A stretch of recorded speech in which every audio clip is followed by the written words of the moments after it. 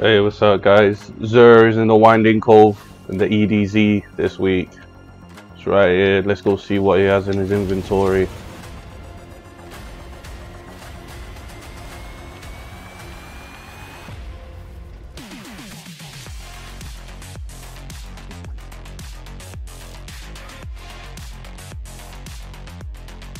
So a quick glance, he's got the legendary armor, righteous armor set from one of the previous seasons. So if you don't have this armor set, you could just grab it for and make it into ornaments. Pretty cool looking armor set. Tractor cannon, yes, pretty good weapon for debuffing, but there's loads of other ways to debuff. If you don't have it, grab it. Lucky pants, great mobility roll. Peacekeepers, the roll sucks though. Recovery, bad stat. And Aeon Soul for the Warlock. Yeah, grab this if you don't have it. You know, it's good for Grandmaster Nightfalls. Guaranteed heavy ammo when use finishes on champions. Grandmaster Nightfalls heavy ammo comes in clutch. You don't have a lot of it sometimes, so creating heavy ammo for your teammates is clutch.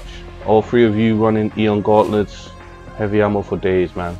Definitely run that. One of the best void auto rifles. So if auto rifles get a buff in the future, this will be pretty good. Rampage for damage. With the Rampage spec, this is pretty good. But it's pretty good now. I wouldn't call it meta in PvP or anything. Survivor's epitaph. And it's broken as well. Like, it's got a fake mod. Impact literally does nothing on this.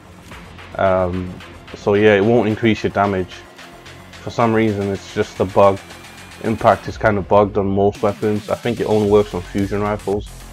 But yeah, this is one of them glitched weapons, and the range is just too low to compete with anything in PvP. Killing Wind Nadiago, same thing, range is just too low to compete with anything in PvP. Probably would be a decent PvE role. Again, not seeing anything great from this. Achilles, again, nothing great with this. You could possibly do something with this arc sword, but there's better arc sword. You can get a Vortex frame sword if you have from one of the dungeons. It's on the vehicle, high impact frame, cool name, but not seeing anything great here. Stability masterwork, so you could get this stability up a little bit. Moving target isn't bad, but full auto frame.